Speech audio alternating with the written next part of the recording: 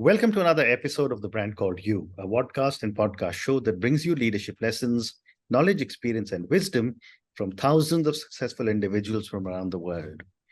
I'm your host, Ashutosh Garg, and today I'm privileged to welcome a very accomplished and knowledgeable professional from USA, currently speaking to us from Hyderabad, India, Dr. Prasad Kaipa. Prasad, welcome to the show. Thank you very much. Namaste to you. Thank you. Namaste. Dr. Kaipa is the co-author of a book titled From Smart to Wise, Acting and Leading with Wisdom. He's a board member and a thought leader. He has been an innovation advisor and a CEO coach, though he says he has now retired. And he's the author of an ebook, which is Discontinuous Learning, Igniting Genius Within by Aligning Self, Work, and Family. So Prasad, let's start talking about your book. From Smart to Wise, Acting and Leading with Wisdom. Mm-hmm. What inspired you to write the book, and what are your hypotheses? What inspired me was one Professor V. Krishnamurthy. Mm-hmm. He was a deputy director of BITS Pilani, Birla Institute of Technology. He's a mathematician and also a scholar of Indic wisdom, Vedantic scholar.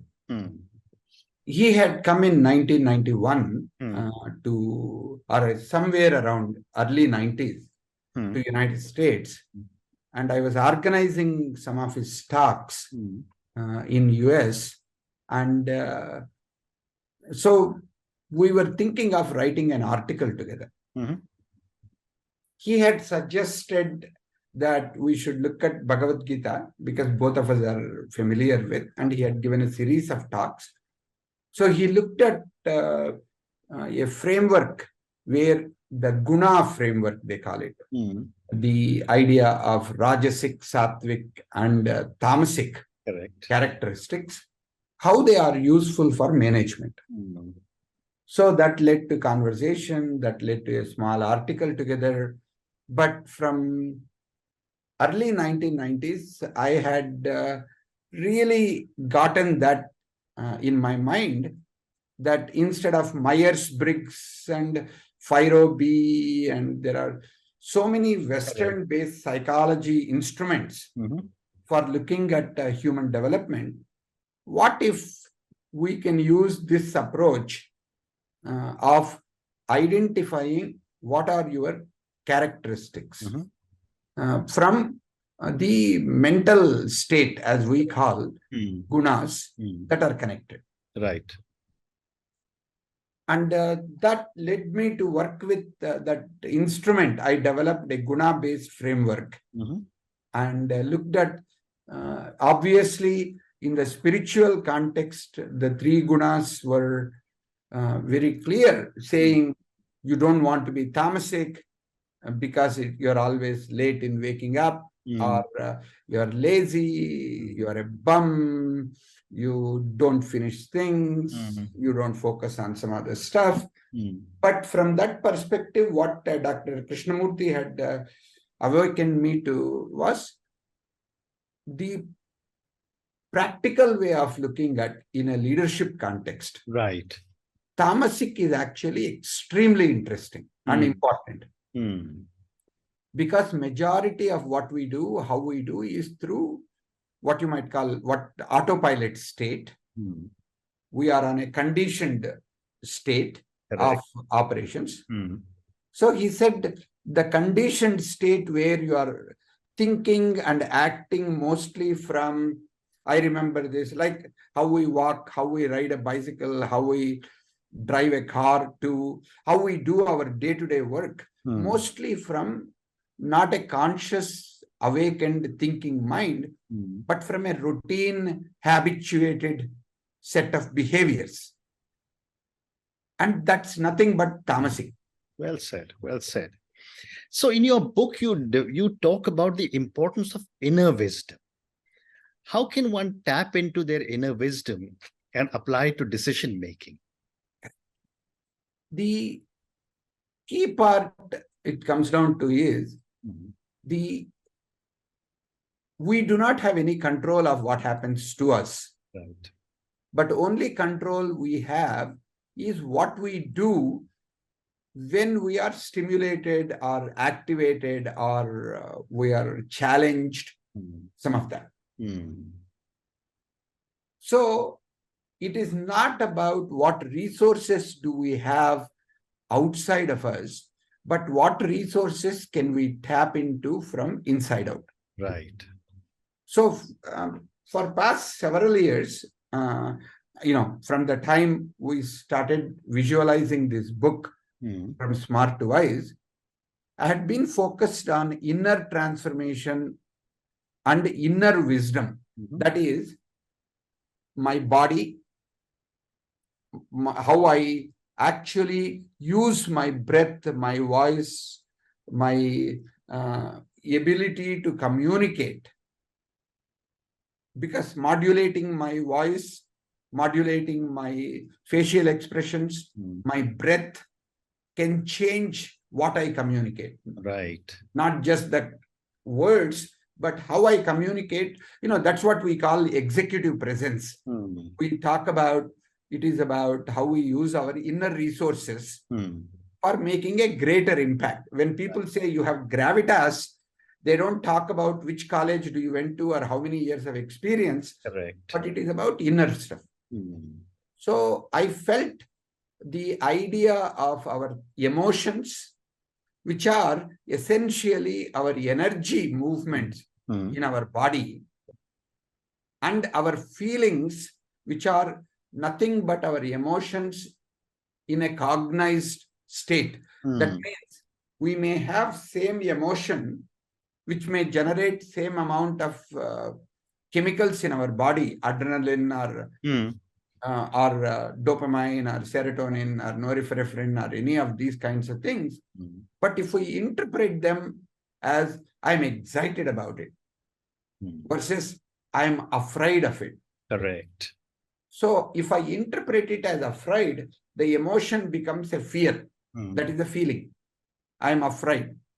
But if I interpret that same chemical energy that I'm experiencing as I'm excited, I can't wait to do, then suddenly same state will give me excitement instead of stress. So I felt the inner wisdom of the body and the mind and the emotions are underneath our thoughts, which help us to make better decisions, and our behavior, which are actions that we take. So I felt focusing on the inner wisdom is something that is essential and very rarely used in the current days. So I wanted to focus on that part. Oh, well said. Great response. Thank you. And what role does self-reflection play in the journey from being smart to wise? Okay. The self-reflection requires us to not just look at the routine reflection that we come up with. It's like, for example, even the questions that you are asking about from smart to wise. Correct.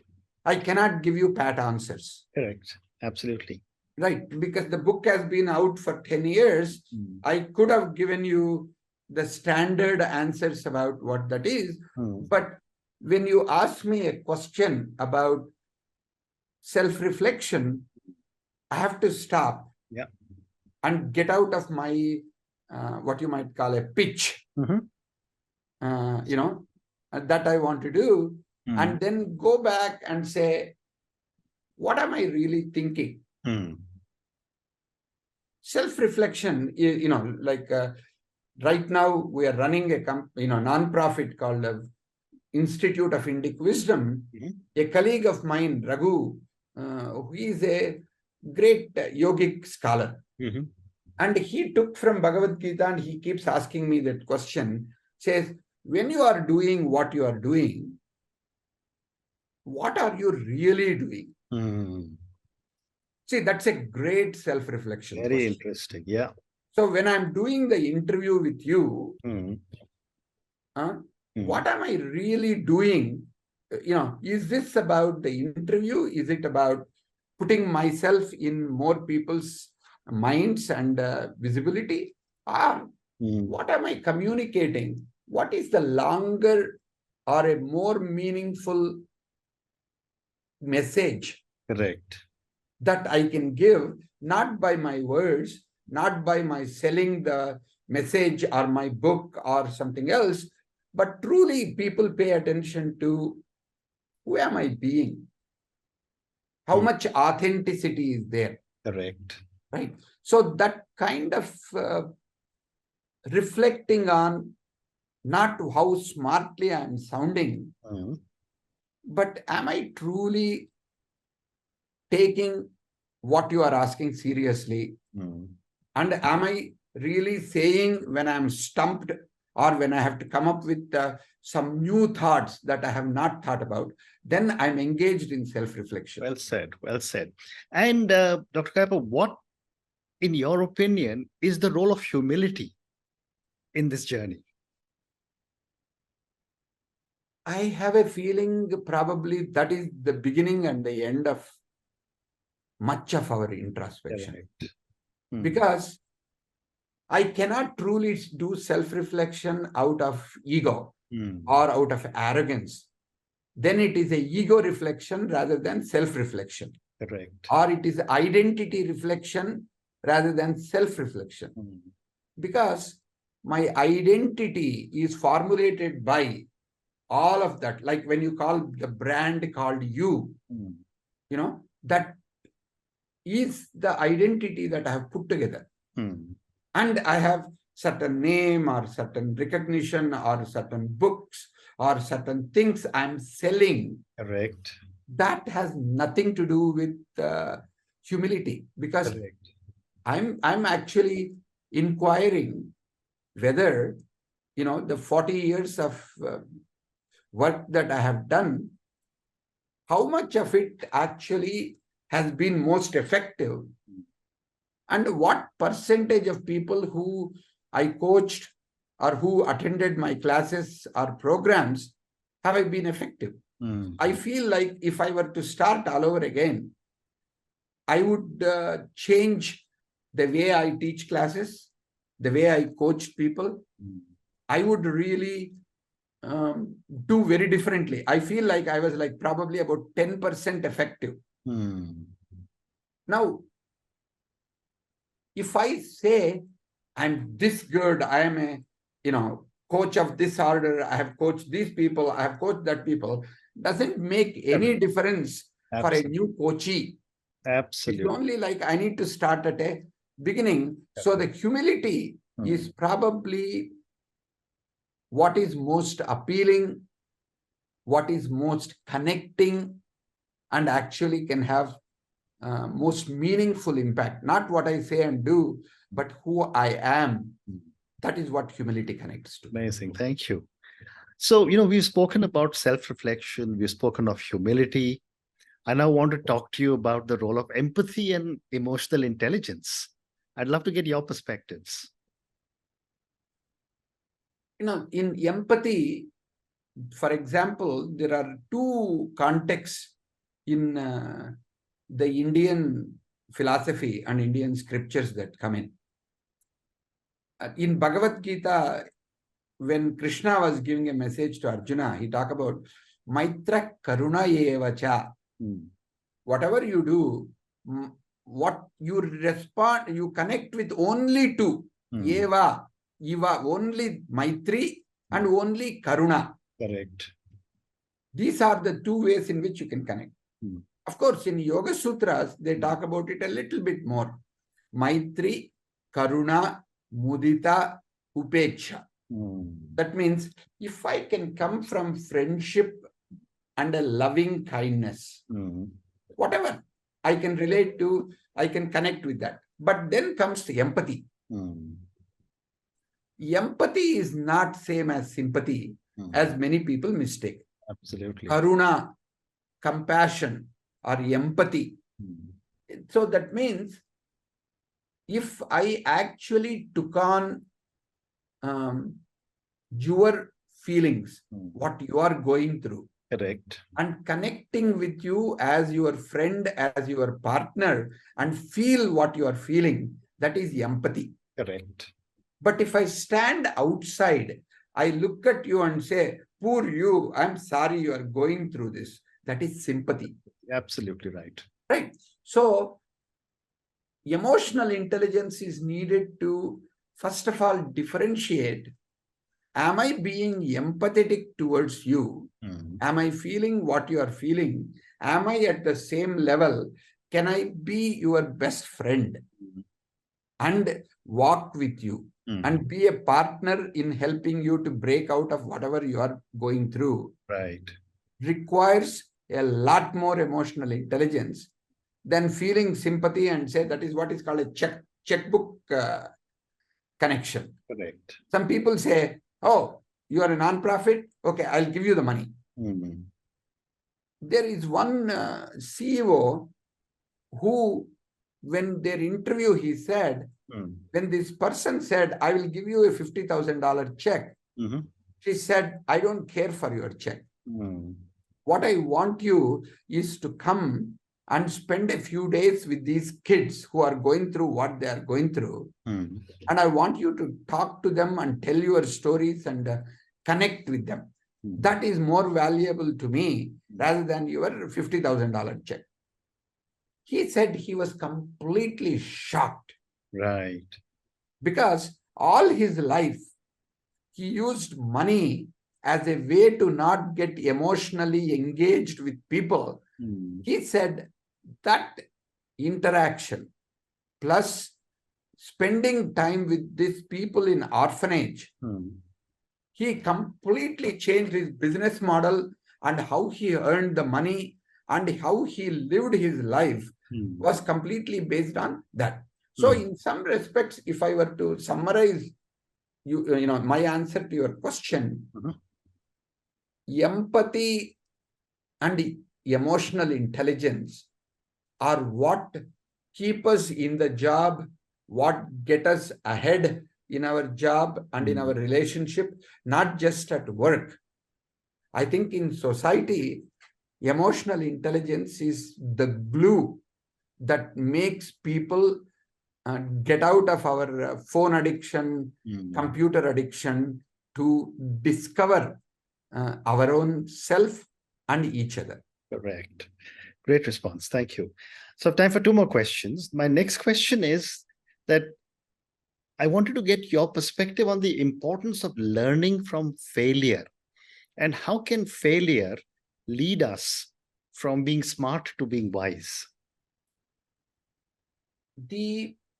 It's actually probably one of the most important questions.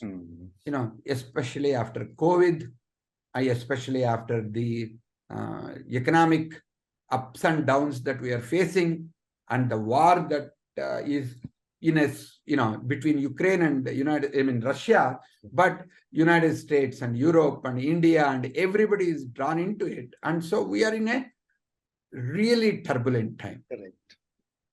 So from that perspective, if we were to really look at where are we, what are we really doing, and how do we learn from our experiences?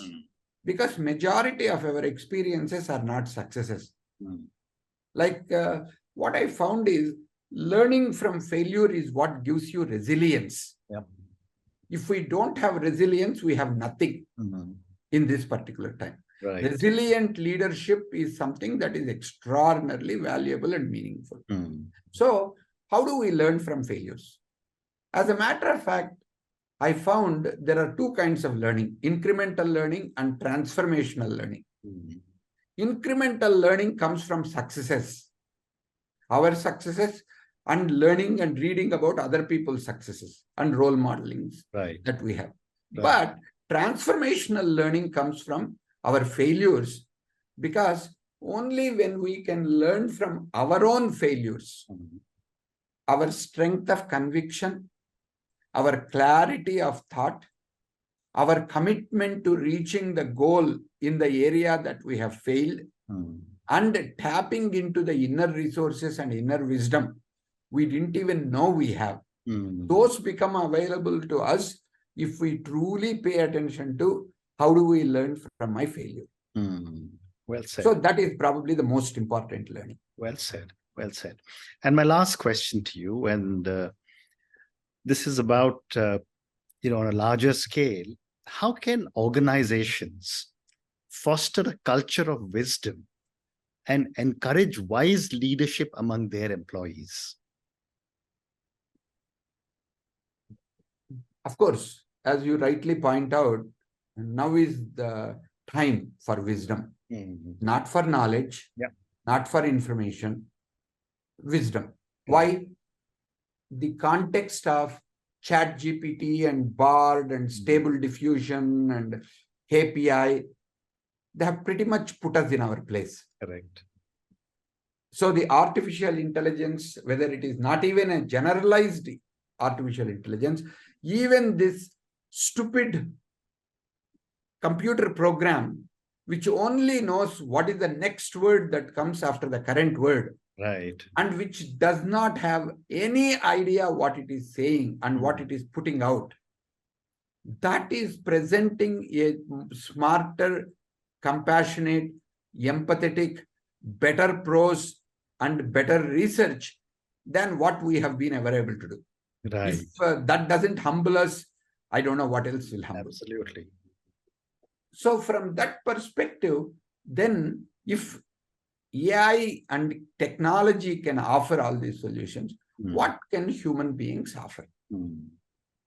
So obviously the knowledge and intelligence role is taken. Right. So either we succumb to that and say, I'm nobody, or we draw from within us the application of that knowledge in a discerned and in a ethical, dharmic context. That is where human beings need to evolve if we need to survive and show up as a species that will control the artificial intelligence as we go forward.